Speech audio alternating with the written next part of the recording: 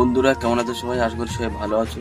তোমার ভিডিওর উদ্দেশ্য হচ্ছে গান, একটা হিন্দি গানের বাংলা করছি, তো প্লিজ কেমন হয়েছে কমেন্ট করে জানাও।